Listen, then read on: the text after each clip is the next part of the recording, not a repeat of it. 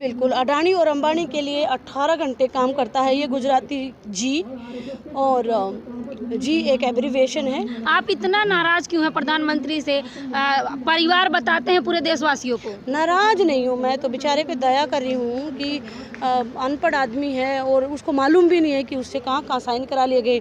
अभी वो टास्क दे देता है भक्तों को कि नक्सलवादी कहना है, किसी को पाकिस्तानी कहना है, खालिस्तानी कहना है, और फिर खुद ही माफ़ी मांग लेता है।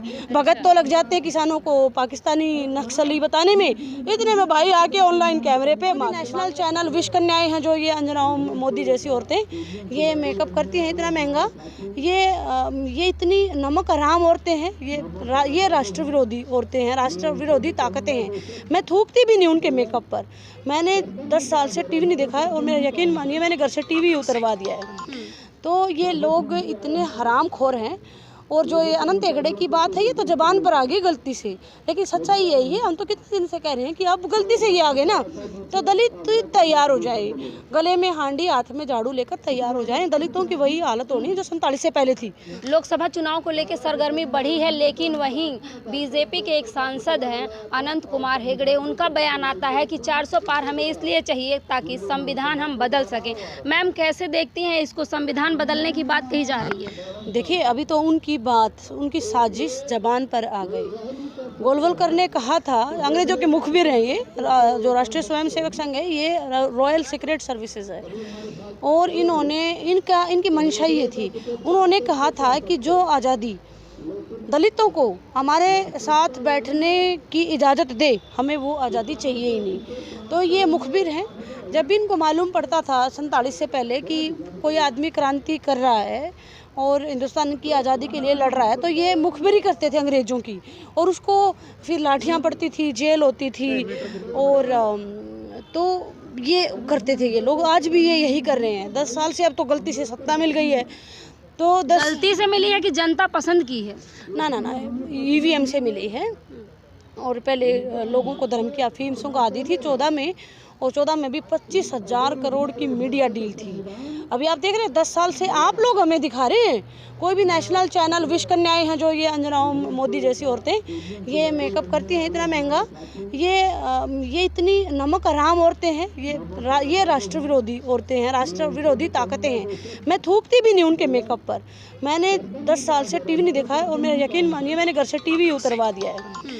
तो ये लोग इतने हरामखोर हैं।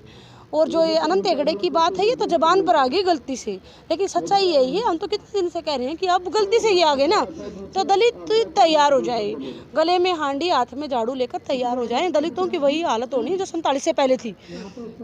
वो तो पंडित जवाहरलाल नेहरू जैसे विजनरी प्रधानमंत्री आए और बाबा साहब ने काम किया, चौधरी छोटू राम ने काम किया, तब जाके दलितों की थोड़ी हालत सुधरी थी। ओशो ने भी कहा था, मैं ओशो की बात कोट करना चाहती हूँ जहाँ तक आप मेरा चैनल पहुँचे। ओशो इतने 250 साल में वैसा थिंकर नहीं हुआ है। उन्होंने मनुस्मृति पर जो उन्होंने बोला है शायद ही कोई बोल पाया हुआ। उन्होंने कहा है कि अभी दलितों आरक्षण पे उन्होंने बोला है, उन्होंने कहा कि अभी इनकी बेड़ियां खुली हैं। ये हजारों सालों से बेड़ियों में थे, अभी तो ये चलना ही भूल गए हैं। इनको अभी 100, 200, 400 साल इनको खुला रखो।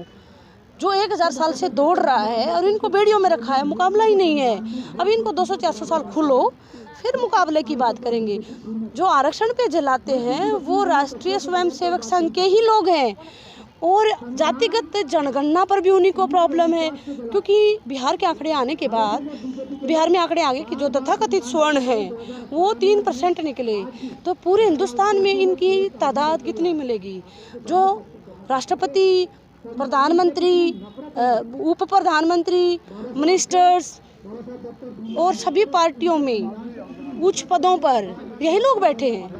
पर दलित तो खुश है ना मैडम 5 किलो राशन में? नहीं, दलित खुश नहीं है। उनको वो अनपढ़ता के चलते अभी धर्म की अफीम पूरी तरह उतरी नहीं है, लेकिन अब उतर रही है। आप जैसे जो लोग हैं, मैं आप लोगों को क्रांतिकारी कहती हूँ, क्योंकि आप लोग हमारी बातों को 10-20 हज़ार लोगों तक पहुँचाते हैं, तो उनको आँख खुलती हैं। हमारी बातों पर वो यकीन नहीं करते, वो फिर आजमाते हैं। और फिर उनको मालूम पड़ता है अरे देश में हो क्या रहा है असली। अब तो सीए का भी कानून आ गया है, पास हो गया कानून। देखिए ऐसे ऐसे कानूनों की तो हम फाड़ के फेंक देंगे, ऐसे कानूनों को हम फाड़ के फेंक देंगे।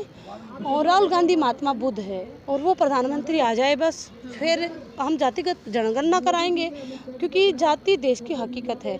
मालूम तो पड़े किसके कितने आंकड़े हैं। धर्म फालतू की चीज़ है, मानव धर्म सबसे बड़ा धर्म है और India is a secular state. Hindu राष्ट्र भाजपा के कई नेता अपने ट्विटर हैंडल पर लिख रहे हैं कि संविधान बदलेगा तभी हिंदू सेफ होगा, हिंदू राष्ट्र बनेगा। देखिए अगर हिंदू 150 करोड़ आबादी में बहुसंख्यक होते हुए भी कायर मतलब डर रहे हैं तो इसका मतलब कायर है। आप अपना धर्म बदलिए, सोच बदलिए। इतना कायर धर्म है तो आप इतना डरपोक धर्म छोड़ दो, आप मानव धर्म को अपना लीजिए, वहाँ पर कोई भय ही नहीं है। हमें किसी का मानव से हो ना आता और मजहब नहीं सिखाता आपस में बैर रखना। अगर आपका फिर मजहब कमज़ोर है, आपको वो देखना पड़ेगा कि आप किस धर्म को फॉलो कर रहे हैं। कमजोर है वो अपना सभी धर्म बदल ले। नहीं, हिंदू कमज़ोर नहीं है, धर्म कमज़ोर है। आप इतना कायर धर्म है कि डरते ही रहते हो कि खतरे में कुल 3 करोड़ सिख हैं। सिख मजहब कुल 3 करोड़ की जनसंख्या है, लेकिन कभी आपने सुना किसी सिख के मुंह से कि हमारा मजहब खतरे में है? क्या किसी मुसलमान ने आज तक बोला कि हमारा मजहब खतरे में है? तो इनका हिंदुओं का मजहब खतरे में है तो आप धर्म छोड़ दो भाई, आप किसी मर्द वाले धर्म को अपनाइए। आप सिख बन जाए, मुसलमान, आप सिख बन जाए, मुसलमान बन जाए, बौद्ध बन जाए। आप धर्म परिवर्तन की बात कह रही हैं। ओहो, तो धर्म परिवर्तन क्या होता है? मैंने ये भी तो बोला कि secular, India is a secular state. आप धर्म निरपेक्ष हो जाइए। जो कायर है उसके साथ क्या रहना है? डर डर के कैसे जियोगे? मौत, भय और लालच में जीवन नहीं जिया जा सकता। तमाम लोग जो सपना देख रहे हैं हिंदू राष्ट्र का, उनका क्या होगा? उनके लिए मेरा मैसेज है कि नेपाल हिंदू राष्ट्र है और नेपाल कितना गरीब देश है। धर्मों के लड़ाइयों में उलझे हुए देश भूखे मर रहे हैं, वो 5 किलो अनाज पे गुजारा ही करेंगे। आप धर्म से ऊपर उठ के बात करिए। और जब आपको खून की ज़रूरत होती है हॉस्पिटल में, आपको मालूम ही नहीं किसका खून चढ़ाया जा रहा है, तो धर्म ये फालतू की चीज़ें हैं, एकदम नॉनसेंस है। मोदी तो 2047 का विजन लेके चल रहे हैं। नरेंद्र मोदी 1950 में पैदा हुआ था, तो उसको कैसे पता वो 47 तक जिएगा भी या नहीं जिएगा?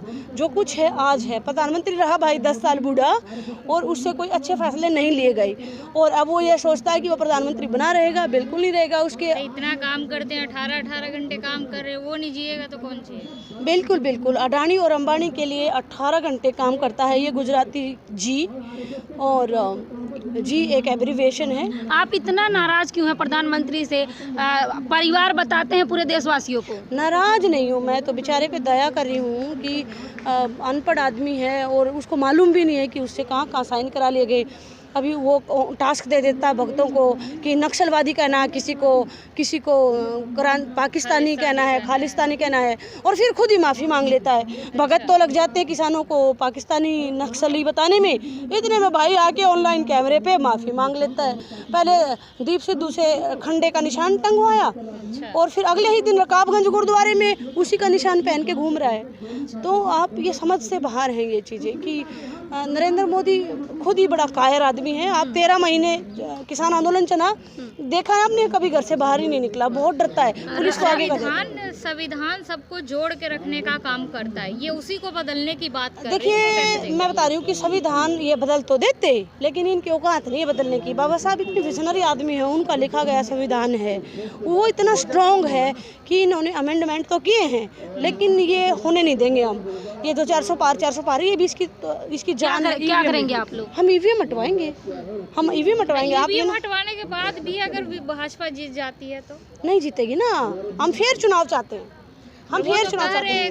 140 करोड़ की जनता में मेरा परिवार है, तो ठीक है ईवीएम हटा दें। वही तो जिता रही है उनको। पूरे हिंदुस्तान से आवाजें उठ रही हैं ईवीएम हटा दो, ईवीएम हटाते फेयर चुनाव होगा, जो जीतेगा जीत जाओ भाई, जो हारेगा हार जाओ भाई। अच्छा, तो अब तो उनका बयान आ गया, अब इसके बाद आगे क्या प्रोसेस होगा? आप लोग का धरना प्रदर्शन? हम नहीं, ये तो होने नहीं देंगे ना। हम देश में हम जागरूक करेंगे देश को। लोगों को एक्चुअली मालूम ही नहीं है कि वो संविधान के दम पर जितने भी SC BC OBC ST हैं, उनको मालूम ही नहीं है कि अगर आप तुम खुली हवा में सांस ले पा रहे हो तो वो बाबा साहब की देन है। बाबा साहब के बारे में पढ़ाया नहीं जाता, हमें वीर सावरकर पढ़ा दिया, झांसी की रानी पढ़ा दिया। That is absolutely useless. Jhansi की रानी के माफ़ीनामे हैं और वीर सावरकर के भी माफ़ीनामे हैं। बाबा साहब को तो ऐसे लोगों को ऐसा मतलब वो, मैं कह रही हूँ कि बाबा साहब का दिया खाए हुए लोग 5 किलो अनाज पर डिपेंड ना हो और ये देश बेचा जा रहा है। और जो 5 किलो अनाज है वो भी किसान उगा रहे हैं और किसानों के गोली मार जा रही है। 5 किलो राशन मिल रहा है तो समस्या क्या है इसमें? अरे फिर आप ये बताइए कि देश इतना गरीब है तो फिर ये गरीब भी नहीं मान रहा कि देश इतना गरीब है। मोदी जी कह रहे 5% से गरीब बचा है देश। तो फिर अनाज किसको दे रहा है? 80 करोड़ लोग अनाज पे डिपेंड हैं। 5 किलो अनाज तो फिर आप गरीबों को थोड़ी दे रहे हैं, वो तो बस एक सुविधा दे रहे हैं। नहीं, कोई भी अमीर आदमी, कोई भी जो रोटी कपड़े मकान से ऊपर उठ गया है वो 5 किलो अनाज लेने लाइन में नहीं लगेगा।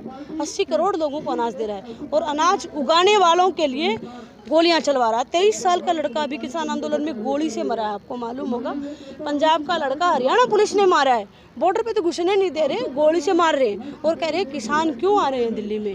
भैया आप भी तो अहमदाबाद से दिल्ली में आए हो, दिल्ली देश की राजधानी है और दिल्ली में ही आएंगे, यही कानून बनते हैं, यही सड़कें जाम करेंगे। तो आपने देखा बीजेपी सांसद का एक बयान आया है अनंत कुमार हेगड़े, जो कह रहे हैं कि 400 पार होंगे तो संविधान ही बदल देंगे। आपको क्या लगता है? अपनी प्रतिक्रिया कमेंट बॉक्स में हमें जरूर दें। धन्यवाद।